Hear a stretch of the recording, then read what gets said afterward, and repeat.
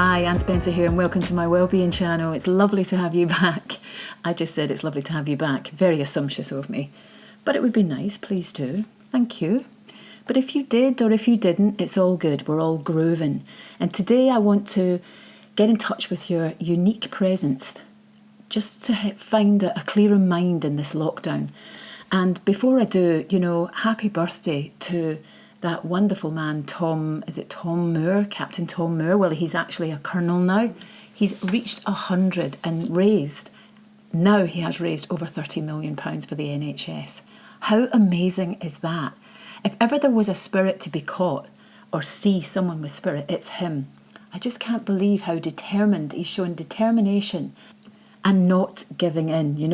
I'm going to go out in the garden, says he, at the age of 99 and walk up and down and raise some money for the NHS. I mean, really, if anyone can inspire us, it's his. He's just raised all that money and he's just his humility as well. It's quite emotional. And today when they celebrate his birthday, those Spitfires and the old planes, a Lancaster bomber, I think it was, those sounds of that old aircraft flying over, circling his house. It must have been so emotional for him. It was really emotional for me. But, it lifts you, it lifts your inner spirit.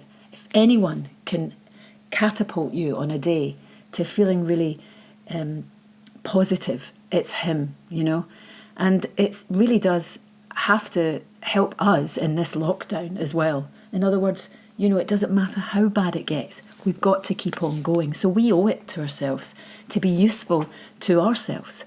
Another week yet, we're exposed to a lot of sensitive things, wonderful things like Colonel Tom, but also the other things that are not so good. And it just proves our vulnerability in so many ways, to be honest. A lot of the times we're looking at media and it's people having fun, enjoying themselves, looking their selfie awareness best, but along with that is vulnerability. Behind everything is, and that's where we're connecting. I really think that. In our world, well, it's changing. Our culture, style of living, it's all changed. And I think it'll continue to transform as we move along. And adapting, well, I think we're adapting really well as it's hard to motivate ourselves, but we actually, although we're adapting, we must find in our independent selves in terms of that change to suit us when we come out of lockdown, or even when we're in lockdown, as in now. Our physical and psychological condition is all affected through times in isolation. It influences us in so many different ways. But like I say, we are born with that ability, not only to adapt, but also to improve our quality of life. Like Captain Tom, his mobility isn't that great, but he's determined, and that's through his whole spirit and energy. So we want to channel our energy to every aspect of our lives. In fact, even overcoming some old aspects of our lives, which I've had to do in various times, and there's no doubt, but it's possible. It's a changing world, and we will wander to the next chapter. We always wander to the next chapter, but we can't, because we don't have any control of that. But you can create your next chapter for your life, yeah? There's a certain freedom to lockdown. An oxymoron there, lockdown to freedom. Freedom of thought. Nobody can take that from you. We can't touch it and smell it, feel it. But how powerful are they? Our thoughts are so powerful. So I'd say to you, use that power. Use the force. A little bit Star Wars-esque there. Sorry about that. But a conscious choice, yeah? It's got to be. We want to feel safe, right? So feeling safe, finding presence will make you feel safe. It's nothing new, really. We're born with it. But going on to the presence then, finally, an intro to the theories of Patsy Rodenburg. Again, through my study and performance, her books on positive energy for a healthy life had a massive impact on me. not just for stage performance and what have you, but into my day-to-day living. And the book that she has written is based for performers. It says for performers, but she touches on the basic human energies and she puts them into 3 categories, and that naturally will filter into life. And she says that gives us a better experience for our life. So as a human, we have through each of these energies experience our life.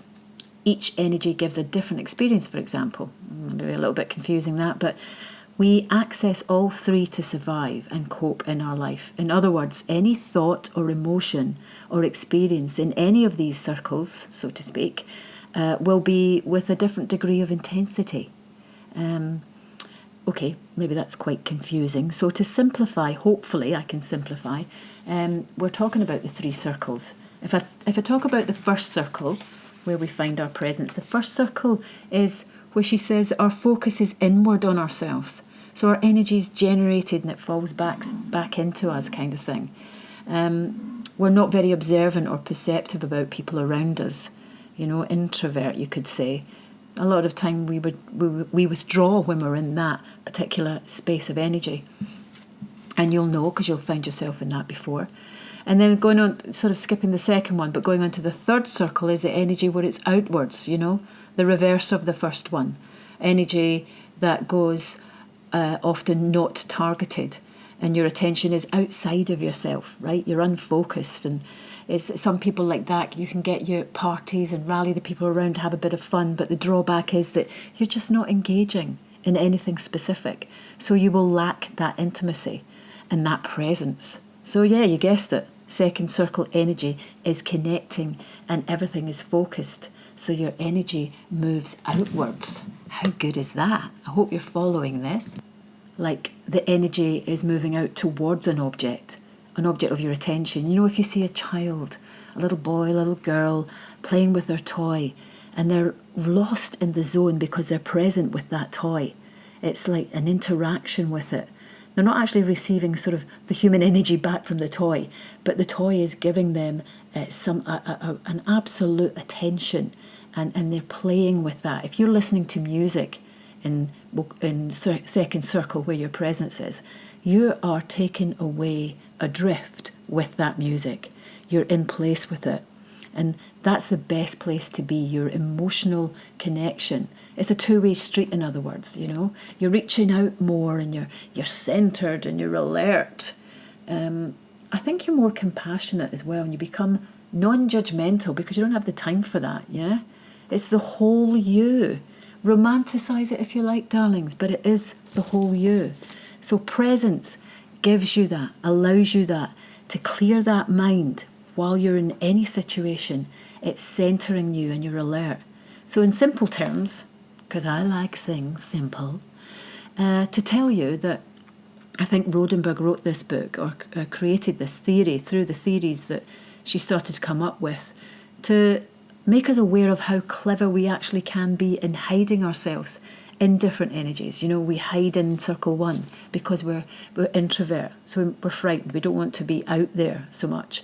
And the same likewise towards the circle 3, where you are maybe a little louder and maybe sometimes quite vulgar, actually, if you're a little bit loud, and taking sort of hold of the whole room, taking up the whole room, shouting over people. But again, that's just maybe feeling a little bit vulnerable. You're hiding behind that. So obviously the two extremes, find yourself in the middle, circle 2, and that's where you'll find that presence. Don't get me wrong, we'll find ourselves in all 3. And that's why it's a good idea to sort of practice and maybe work out which is your circle. What do you have, a habitual one? Sometimes we fall into one through just pure habit. But take time and list maybe and listen to all the people in your life. Sometimes it's like just not like a game. You're not using things, but it's nice to experience different things with different people and how you feel. Move around those different energies and see how you feel about them, and maybe try and find yourself in the present one with people and how you feel about you, and then how you feel about them. Yeah? Sometimes it works, sometimes it doesn't in terms of emotional states that you find yourself, but you can channel that, you can bring yourself back in. Work with your usual meditation, taking 5 minutes, that's all, and notice all your emotions. Notice your emotions. This truly is a whole world of thought there that's open to you anytime you want. Escape to the places you love. You can fully imagine it. For me, I do a little exercise, and it's just before I get into meditation. And when I'm saying meditation, I do about 15 minutes in the morning. I had to push myself to do that initially. But this exercise I like to do, you just lie on your back with your legs up, but feet flat on the floor. Right, so your knees are up, your feet flat on the floor. Breath low, really low into your body. Shut your eyes now and take a series of words, powerful words, or words that mean things to you, quite provocative. And imagine each word clearly, what it actually means and feels, and connect to the sense of the word. That's connecting yourself. This is just a little start, Doesn't take much to do that. That will pull in your presence, that presence you need to have. We must speak what we feel, not what we ought to say. Yeah, I like that. Okay. No, that's not one of mine, of course. It just fell in there. I don't know where that's from. Probably some Shakespeare thing. Can't remember. Anyway, sorry, but digressed. And I don't like to sort of just push out all these quotes, but sometimes they just drop in there. But the bottom line, this ain't going to last forever, okay? So a lot of us still working. Those that aren't, work's a good thing as well. It's the interaction. It's feeling achievement, doing something, receiving something. It's all about respect and dignity that work gives us. There's no doubt about that. So we're stronger than we really know. And falling into different habits can sometimes be a little bit disconcerting, but try and be yourself as much as possible. Don't give up. Anything in your life is to be looked at, and you can grow from it.